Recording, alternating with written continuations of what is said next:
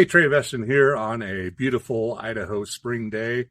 Well, kind of spring. It's end of February, and I'm back out at my range with this beautiful Marlin 1894 lever action made by Ruger, of all people. They've successfully reintroduced the lineup, and I did an evaluation of this firearm about a month or so ago when I bought it.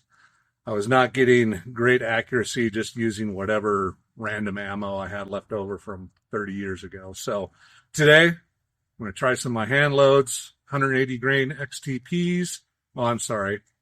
I bought some 180 grains. I haven't loaded those up, but I do have some 158 grain Hornady XTPs with a couple different powders. Got some accurate number 9, some H110. We'll see how those do. And I believe some IMR 4227. Got a ton of that stuff. So, alrighty, let's see how this does. And to aid in the actual groups, to help my aging eyes, I've done something horrible. I've committed great blasphemy. I've mounted a 4x12 Simmons cheap scope. I've had this for decades. It was on my first AR I bought back in 1998. And it was a Bushmaster V-Match carbine. Put the scope on here as coyote gun, hence the camouflage. But the scope does well, and it fits on all sorts of rifles that I want to evaluate for accuracy. It's, of course, not permanent. I'm going to try and keep this as traditional as possible, but for the purpose of testing loads, I need to see the target. I need to get an exact sight picture, and the scope will do it. So let's get shooting and see how the rifle does with some custom hand loads. Okay, one thing I want to mention is when I'm doing the shooting, I'm back here like this, and I might adjust the gun so it sits like this, and for some reason they keep commenting saying I'm resting the barrel on the rest. I clearly am not. It's not resting on the sandbag at all. Stop commenting that I'm getting bad groups because I don't know how to shoot. The barrel is not touching. So, there you go. Alrighty, we've got the rifle all sighted in with my wonderful Simmons scope. And first round of reloads. Now, this is embarrassing. Usually I like to have nice, clean cartridge boxes. But I've never reloaded 357, so all of my 49 and 10 millimeter reloading boxes were too short. So I had to resort to just some whatever empties I had laying around. So, alrighty, without further ado, first recipe is 357 Magnum with 158 grain XTPs from Hornady. We're going to be using 14.2 grains of IMR 4227.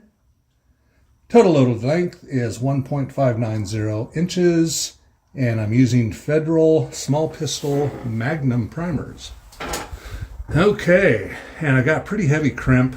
I've never loaded 357. I was having some crimp issues, but without further ado, let's see if we can't get a good sight picture. All right, top right target. Get. Okay, we are phenomenal. Okay, and looks like these are hitting to the left, but they're on paper. So this was sighted in with some really weak 38 special loads. So not a big deal. The point of impact is going to be off with these heavy 357s. Trying to get a good sight picture. Arlo keeps bumping me.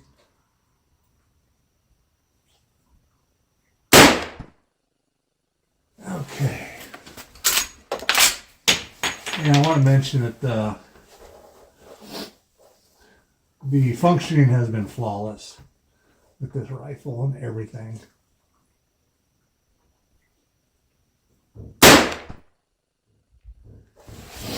Okay, we got a nice little cluster going, about 1.5 inches. Much better than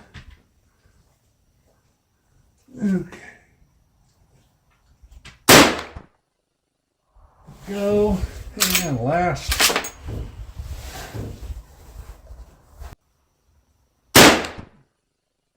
Okay. Okay, next recipes, another 357 mag load with the same 158 grain Hornady XTPs.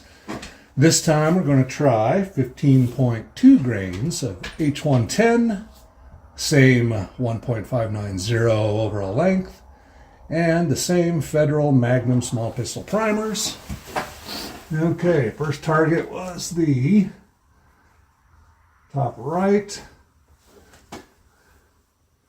Let's go bottom right.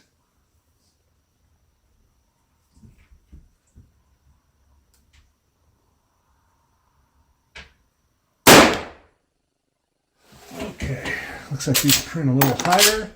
Still to the left. It's okay. We're not here for dialing in the scope. We're here to see how the ammo does.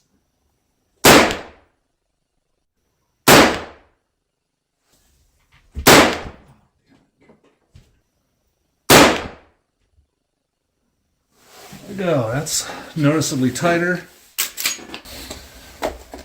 Okay, last recipe we're trying another 357 Magnum with the same 158 grain XTPs from Hornady.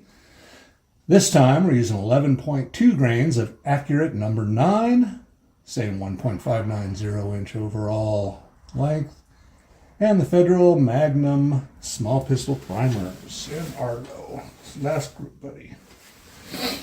Okay, done with the right side. Let's go top left.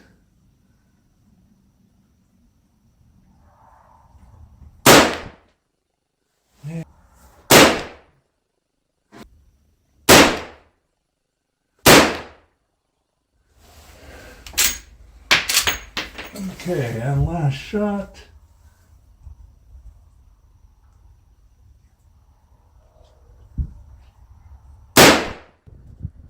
Alrighty.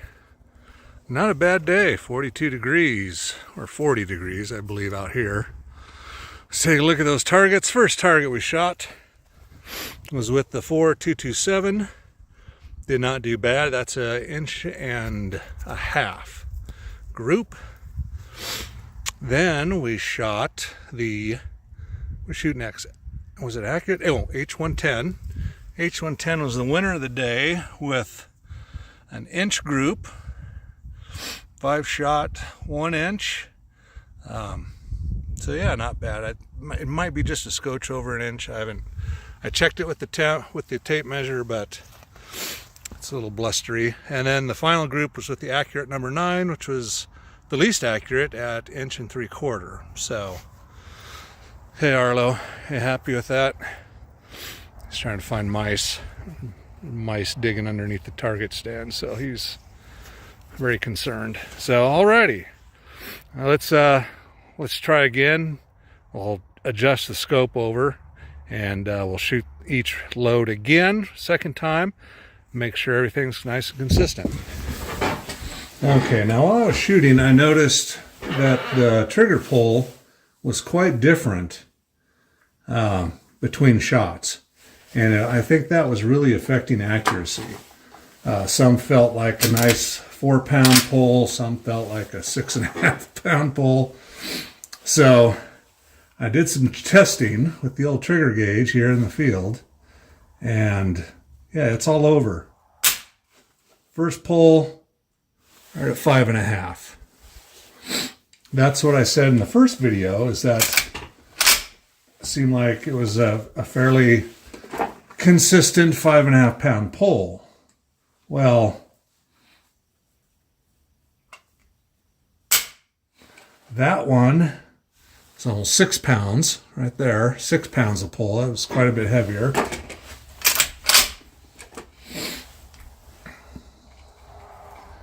And make sure everything's level.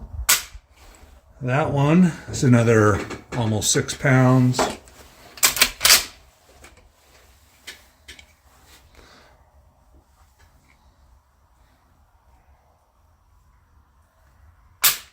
That one is just under 5.5 pounds.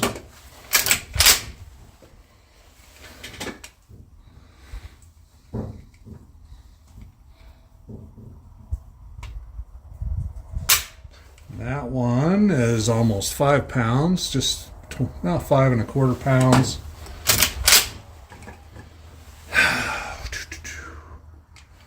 Well, I think earlier I registered a 4½ pound pull. And that one's back just over 5½ pounds. So the trigger pull varies by up to a pound from what I've been seeing. So that's affecting accuracy. There's some grittiness in there. So I think I'm just going to have to do a thorough cleaning and get all the grit out. It's, brand new rifle. So I'm sure it's just some grit issues. We'll clean it, put some CLP in there, and see what happens. Alrighty, Terry Veston here, and I'll wrap up this range session testing the Marlin 1894 made by Ruger, and we got those second round of groups in. Let's take a look at little different results. First, we had the 4227 IMR that we used, and that got almost the largest group, but I think it's 1 3/4 group. Next, we shot the H110, which last time we got the tightest group, and this time it was like the largest group at 2 inches, 2½ inches actually. And then the accurate number 9 was looking really good. It came in at 1 1¼ inches. And then for the last group I shot, I just had some Sig Sauer 38 Special production ammo. I shot that. The first 3 rounds were all touching. And then the trigger just got gritty. I could tell the trigger was causing me to pull shots, but that ended up, I think, with 1½ inch, 1¼ inch. So not bad with factory ammo. And it's interesting, you see the 357 loads were all to the left but dead on, and then 38 Special loads were all low but dead on centered. So that's weird. I don't know why 357 would be shooting to the left. But anyway, there you go.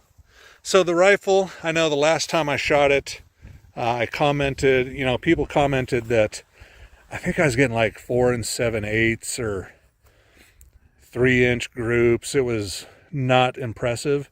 And I said, I think most of it has to do with just old factory ammo and open sights and older eyes and first time shooting the gun. And that was correct. We got the group shrunk down to about 1 inch or so. I mean, about 1 inch at 55 yards to me is great for a pistol caliber lever action. I mean, this, 55, 75, maybe out to 100 yards is really the range for this rifle. So these sort of groups at 55, I think is very acceptable. I think the gun, it could probably be a little bit more accurate, but I did get those Hornady XTP 180 grains in, and so I'm going to try some of those. I've also got some lead bullets, so we'll try some loads. Arlo still wants that mouse. He's like, I smell you, buddy. I know there's a mouse in here. Arlo, the amazing Belgian Malinois GSD mix, always on the hunt. Yeah, oh, he's in there. We'll try and dig him out later for you, buddy. Alrighty, so Terry Veston, and that concludes another range session. Hope you found it interesting, and I'm trying not to ramble, but here I am rambling. So, alrighty, next time let's shoot some different loads and see what we can get this rifle to do. Alrighty, thanks for watching. Bye.